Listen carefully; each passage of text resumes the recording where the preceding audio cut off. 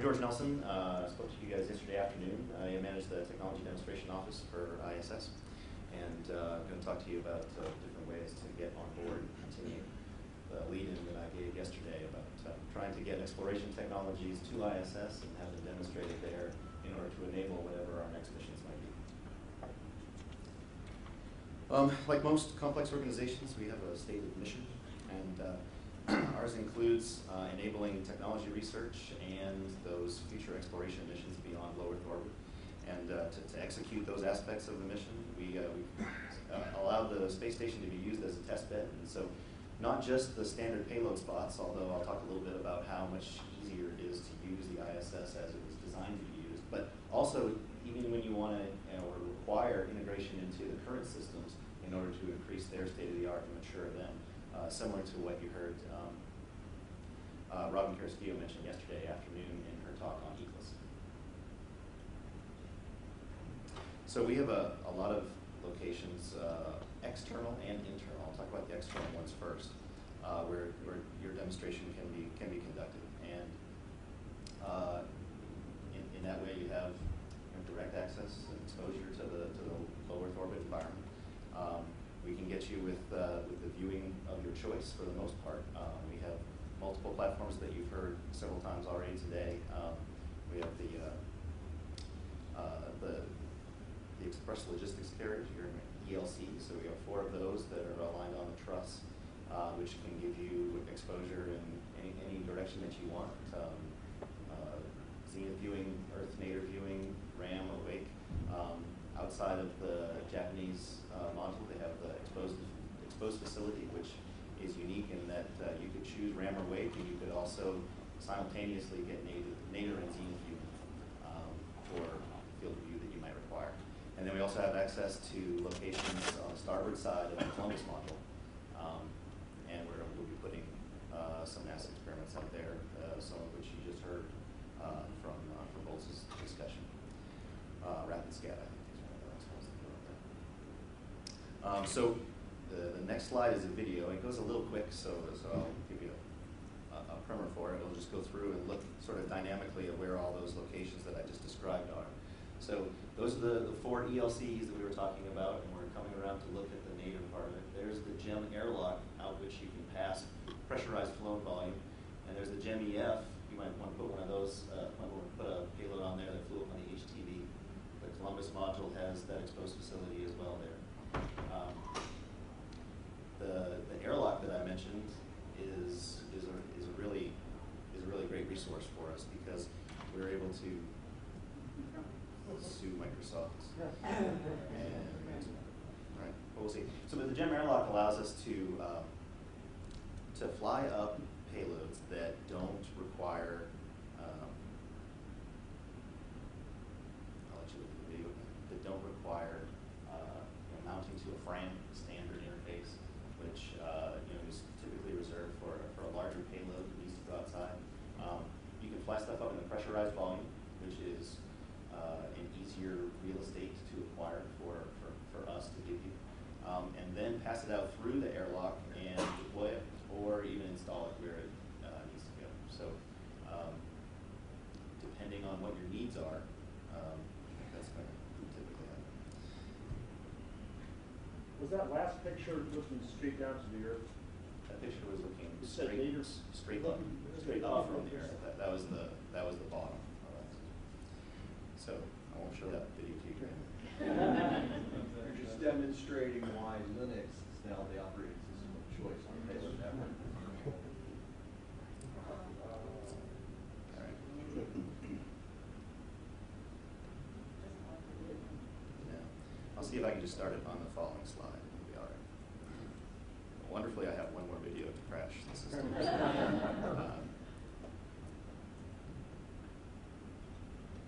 So it's not just outside stuff, stuff that you want to fly up. I'm wondering if it might not be the computer.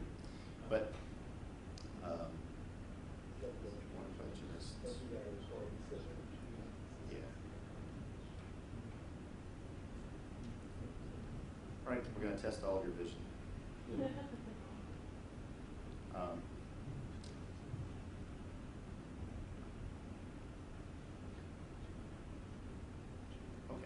So if you want to fly stuff internally, we have an array of locations that you can fly up and be located inside of a rack.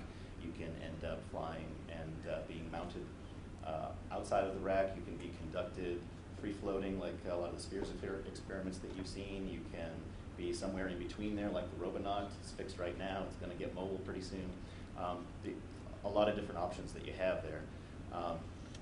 And like I mentioned, even when you want to integrate yourself into the systems racks, there's the possibility there. Now we're going to provide a whole lot of rigor in evaluating the safety of your proposal when we do something like that. But you know, if you have this magic carbon dioxide removal bed, we'd be interested in taking a look at how that performs on orbit. And what we've really learned is in these systems that we've flown, even these systems that were meant to work, you know, they're highly experimental, even the ones that we're relying upon. So we've learned an awful lot, as Robin mentioned yesterday, from the ECLSS system upon which we're relying. The same thing with our solar arrays. Those were meant to deploy and tracked just fine, and we still learned things from them when we got them up there. So there's the stuff that we're learning from the existing systems, and when we can modify the existing systems in a way that has acceptable risk for us, we'll do that in order to increase the technology readiness level of that discipline. So I'm going to try one more time just to show you some of the internal areas. So this is the Columbus module, and flying in the starboard direction. And this also goes kind of quick, but just to give you an idea of what it looks like, this is through the Japanese module. There's the airlock that you pass stuff out through or bring stuff in. This is the U.S. lab flying forward, so that's node 2 that you can see through the far end. The Columbus module would be to the right. And this is the same U.S. lab flying aft.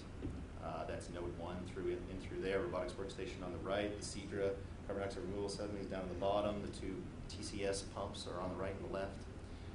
There's Express Rack where a lot of experiments end up going. So I just wanted to make sure you get some cognizance of what the heck we're talking about when we talk about flying inside. So we've also been working closely with the exploration community, not just within NASA, but internationally, making sure that that we enable the technology investigations that we believe are required to go wherever it is that we go. So we've been challenged in having a very open-ended destination portfolio. And so we try and narrow it down into the things that you heard Don Pettit mention earlier. There's only so many places that we can likely go next. Mars, asteroid, moon, somewhere between moon and Earth. So we kind of bound everything that way, and we've set up, in the process of setting up more, the technical teams that will help define exactly what is needed for the different aspects of those destinations. And what we're trying to do is get to the point that we're doing everything in a capability-driven way, and I'll talk more about that in just a little bit. What are those technical areas that I was talking about? Well, there's a whole bunch. But some of them include in-space propulsion, space power and energy. So it's a challenge to deploy safely an experimental array that maybe 25 meters long. But it's really easy for us to get you a spot to test a new photovoltaic material outside, or a scaled down version of a larger array system. Also a great place to try and test out fuel cells, and there's some advancements there that we're hoping to fly as well. Robotics, telerobotics, and autonomous systems. You've heard a lot about that this week. You heard the RRM discussion yesterday. Robonaut is one of the more publicly visible investigations on orbit that's also robotics. And we're doing just next Friday, I think, another telerobotics investigation that you heard Chris Venture talk about yesterday as well, where the crew will again control robots from ISS in an analog of what might happen around a Martian moon or a Martian surface, or even the lunar surface in prospecting. Life support and habitation systems. You heard Robin talk extensively about that yesterday, and it's one of the primary focuses of what we want to ensure we use ISS for. So that was, as we said, we managed to build a very impressive and capable vehicle and do it in one try. But we still learned an awful lot from the ECLSS system that's up there and trying to close that loop. And so we understand that that's a challenge for whatever the next destination is. And we have the advantage of being so close with ISS. And on whatever the next mission is, it's likely not going to be at this close. And you can't rely upon the logistics train that you do in order to prove out and maintain this ecosystem. And you, quite frankly, don't have the upmass to bring every spare that you could possibly need up with you. So the reliability and runtime that we can gain on ISS through its time there right now is really invaluable. And what I don't want is a decade from now, or whenever it is that we are largely through with using ISS, I desperately want to avoid the case where we say, I have this great thing that could work. If only I had this place to test it out on, like a space station nearby that I could do that. I should probably be prosecuted at that time if we have real case to do that, because my whole raison d'etre is to make sure that you guys get your stuff up there, get it tested, get it either verified as good or needing this tweak or that tweak to make it be something that is space worthy. And so I spoke yesterday about trying to use this vehicle as a laboratory. I really need you to consider it as the one that's just next door. And you likely would not spend millions of dollars before you talk to the lab tech who owns the laboratory next door to you on the ground. That's how I need you to think of ISS. Now, as the lab tech, as the guy who owns that lab up there, or your access to it, I'm going to make sure that you don't damage the lab. But at the same time, I'm not going to require that you put in the rigor that historically you would put into anything that you would fly to space. You have to consider this as slightly different. This is where you prove out what you need to prove out, not build a system that's so robust that you tell Congress that it's going to last 5 years and then it lasts 15 every single time. That's great for the rovers and everything that we put up there, and it does great for our reputation. It does great for science return, but it doesn't do great for us in this case if I need to fund a plethora and a wide variety of technologies with a very limited budget. So there's no way that we can build 3 versions of the next vehicle and fly them to ISS in the same manner that you would build one version of that vehicle that you got to fly and it's got to work. So you have to determine what's necessary for your demonstration, and then determine what's really necessary to spend in getting that demonstration executed. And we'll help you through that. But and most of it's going to be, no, that's too expensive. That's normally going to be the first comment. But I understand it's difficult to change that way of thinking of how you build flight hardware. I need you to think of this as a payload, as somewhat distinct from standard systems flight hardware. So we have exploration destination systems, which could be anything depending on your destination, even ISRU type stuff, which is somewhat difficult if the resources are not in situ to the space station. But you could look at packaging, recycling, the science instruments, whatever you want to be able to do science-wise when you get somewhere, or if you just want to prove out, as Volz was saying earlier, a precursor instrument, great place to do it. Entry, descent, and landing systems, we bring stuff back all the time. We can also kick stuff overboard via the GEM airlock if you need to test things like that. Some guys at Langley have had some proposals that would even take a commercial vehicle potentially and bring it back with a new heat shield. They're under some funding constraints right now, but those are things that can be done. We've gotten some good data from the DoD Reber experiments and from Eyeball that you heard yesterday Wada-san speak about. Material structures and manufacturing, we're going to fly a 3D printer up there, and maybe in some relation to ISRU, we're going to figure out ways to recycle that feedstock and maybe reprint stuff that we want to use. This will be a plastic one in the future. Maybe we'll get one with metal impregnation that you can build real structural parts up there. Also, look at a way you can just take a picture of what you need. If you already have one and you need 2, you take a picture of it, scan it, be able to print that, or just be able to have the engineers on the ground design exactly what you need, upload it, and print it. So there's fun stuff there that you see in popular culture, from science shows to the Big Bang Theory, but it's something that we need to prove out how it works on ISS before we become reliant upon it. Thermal management systems, you heard Paragon talk about yesterday, their hope to fly some of their technology, a radiator. There's also capacity for materials research that has thermal applications, heat sinks that are applicable to future missions, those sort of areas. And then operational processes and procedures. One of the things that we have up there that sometimes with scientists and engineers, they think, oh, I don't want to get involved because there's crew up there. I got to be too careful to protect them. In reality, this is where your technology is going to be used for the most part in human spaceflight, and so having the crew in the loop is a huge advantage. Obviously, it's a necessity when you look at the environmental control and life support systems. You need that biology in the loop in order to prove out what you're doing. But how your system is operated and how it would be operated on a long duration mission is something that we can easily play out through ISS. And on top of that, the advantages are huge in the fact that you got a bunch of PhDs and high-ranking military personnel that are up there that can fix your hardware when it doesn't perform correctly. So we had a mean swing bed, which was an E-class option for carbon dioxide removal, and it was not performing correctly. We invested. Ginger might be able to help me a little bit, but there's tens of crew hours on there fixing the hardware, and more than that. And at the point that we finally fixed it, we were ready to bring it home, and in which case we would have brought it home, fixed it, and flown it again. And we'll do that for you guys. And I'm not saying all this to entice you to build junky hardware.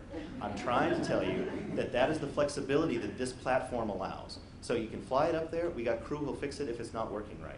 You don't have to build in the capacity to self-diagnose everything, because you have people right there who can observe it and report it and then fix it based on your recommendations. And then if none of that works, I have down mass available. You can fix it and we'll fly it again for you if it's necessary. So consider all of that when you're looking at how am I going to use this space station. All right, well, so because there's a standard set of questions and plenty of lessons that we've learned over the last few years of trying to enable this engineering research on orbit, we put together one of these mini books. You heard Mr. ISSRDC talk about it just the other day. When I checked the table downstairs late yesterday, it looks like the first printing has already sold out, which for the price of walking away, how can I blame you guys? But we'll publish more of these, make them available. They're also available on the web for download. But the physical copies are fun to put on your boss's desk to make sure that he or she understands exactly what you're trying to do and what the heck I was talking about the whole time I was standing there. So how are you going to do this? How are you going to get stuff up there? So there are several means by which you can get demonstrations sponsored and flown. You can get them commercially funded. You've heard Cases talk already today. It's really, if you're going to come in fully funded and you'd like to keep all of your intellectual property, it's the easiest way to do it. Those guys are designated as half the vehicle. So no matter which way you define that, that's a lot of resource that is available to you to fly. So the challenge that I have seen in dealing with most of you here is that high-level project managers don't have the capability of committing a longer-term investment than most of their vice presidents that they report to are comfortable with. So it's part of my responsibility, and you guys can help me as much as possible to get with those vice presidents and understand and have them understand that the return on investment of this is longer than what typically would be seen in an aerospace application. So we're not talking about, yes, I would like to pay you to go do that, and then I'll pay you later to buy it from you. This, in this paradigm, you guys make an investment, keep all of the IP, and then that's when your return on the investment happens, when the commercial sector, who is increasing their presence in space, or NASA says, hey, this has already flown in orbit, here's how well it performed, and these are the guys who own it. That's when it comes in. It's a difficult thing to get across because the performance plan and period for a lot of these vice presidents is shorter than the period then you're going to see this turnaround. But it's that level of bravery and stepping up that I think is going to be necessary to fully get this done and for those companies to take full advantage of the opportunity that is through National Lab.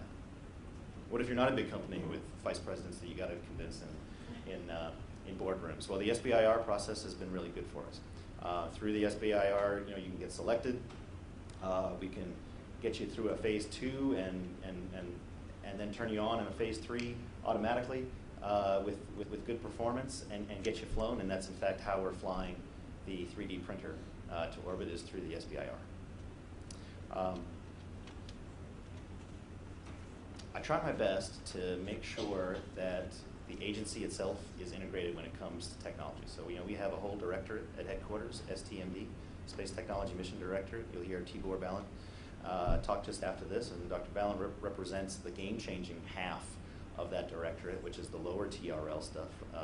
They have another half of the directorate or division that deals with the higher TRL items with the technology demonstration. In addition to that, under Bill Gerstenmaier, there's Advanced Exploration Systems, which has possibly responsibility for addressing the highest level of TRL for human exploration systems that are out there. And so Jason Crusayan runs that at headquarters, and between the three of us, ISS, STMD, and AES, we try and stay as coordinated as possible. And so I talked with them prior to releasing the NRA that had been discussed earlier, and half of which is addressing exploration technology demonstrations on ISS.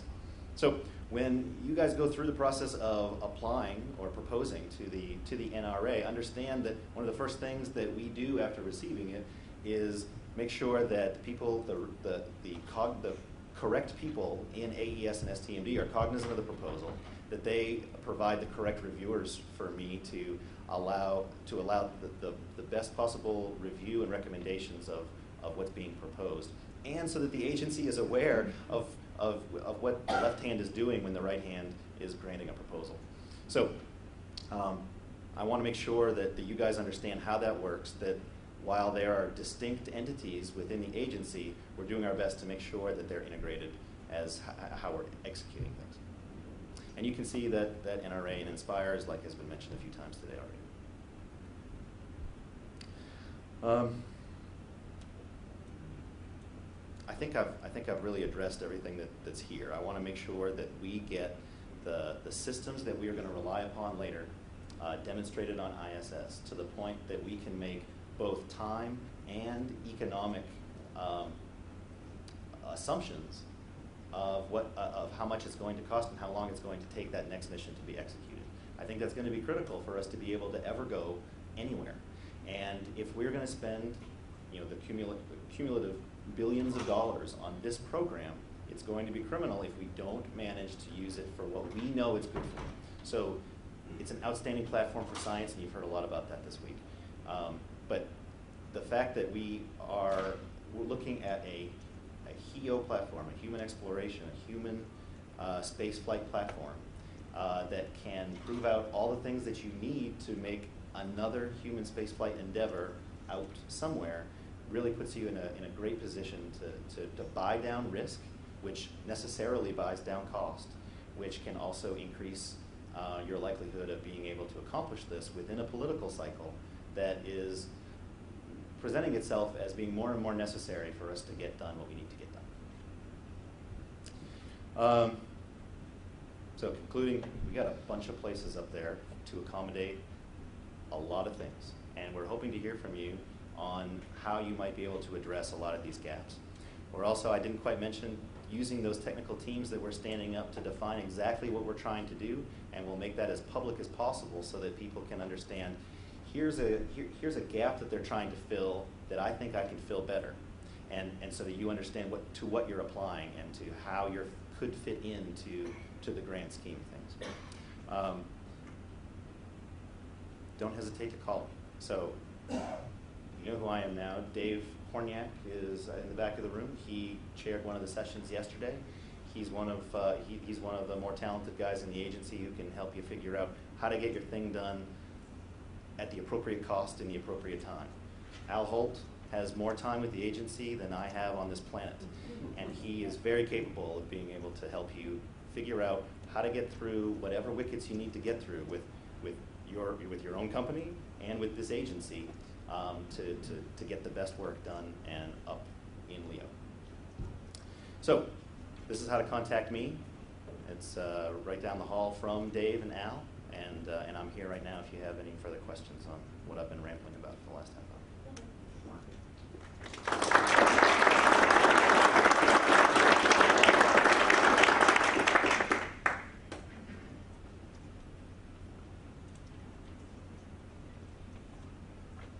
In reading through the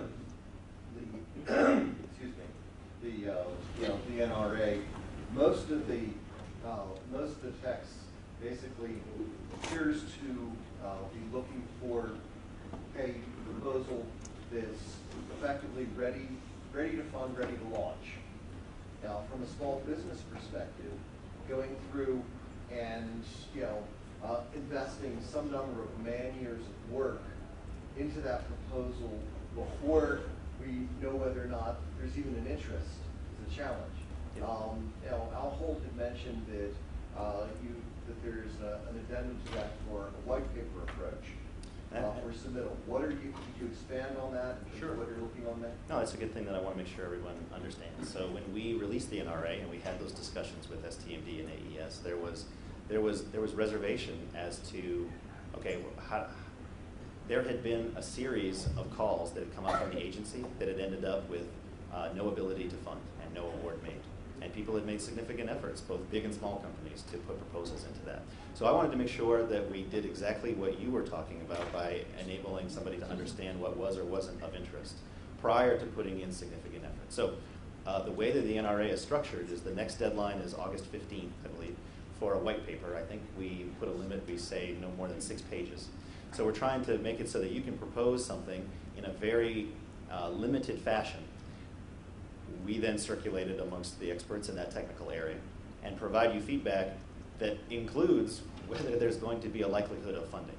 And and somebody asked me just the other day, so what's the right number? Because when I read the NRA, it says that there's no specific funding allocated. Well, that's true. We're living largely within the margins, and that shouldn't surprise you based upon what the fiscal environment is within the agency and within the government in general. So we use that integration forum that I was talking about to make sure that I understand what flexibility we have within the Research Integration Office, what can be combined with what flexibility that AES might have in civil servant capacity, which might be combined with what capacity that TBOR has. And so we live within the margins of 3 different areas, and it's huge amounts of integration work to get done, but then we determine whether that's something that's capable. And we iterate on that after we provide you that feedback and are provided the full proposal. So I'm not sure how clear that is. The process for it is provide a white paper. We provide you feedback with encouragement or not for submitting a full proposal. And that is largely to save you time. I don't want you spending a lot of time putting together a 40-page proposal on something that doesn't have a high likelihood of being funded. When you receive that feedback from us, there is then a next deadline for the submission, for the receipt of the proposal. And then that proposal will get evaluated much in the same way the white paper was. And then we will be working to find out how to get it funded, and then we'll be contacting you appropriately. Anything else? When you listed the external side, Yeah. I noticed that ESP2 and ESP3 weren't on there. Are they excluded for demonstrations, or were they just Sure. So this is frozen. But essentially, the entire vehicle is available to you guys. One of the things that I didn't touch on too strongly is that the vehicle is almost unheard of cheap to use in the way that it was designed for you to use. If you want to go to a standard payload spot on the exposed facilities of the Gem or the Columbus or to an ELC, you can't find a less expensive, more affordable way to get to space. The space station program will take care of your upmass. It will take care of your on-orbit integration. It'll provide you GFE to attach to the space station. It will take care of your data down while you're there. It will take care of providing you power to heat, to make sure you don't get too cold, to take care of all of your data collection and transfer. It'll even dispose of it for you later on. And then when you come, if you're an internal payload, if bringing back home is required, we can even bring it back home for you to do analysis on the ground. There's no more affordable way to utilize space than through the space station. If you are trying to integrate yourself into a multi-billion-dollar vehicle that is already built, you're going to incur much greater costs. There have been attempts to look at new solar arrays. It's considerably expensive to try and tie into the electrical bus of this vehicle. It is less expensive to integrate into the environmental control and life support system, but still not insignificant. So when we look at how we're going to do those, we try and figure out the most cost-effective way to execute it and to make sure that we understand what the proposed objectives are, so that we make sure that we're concentrating on what the proposed objectives are and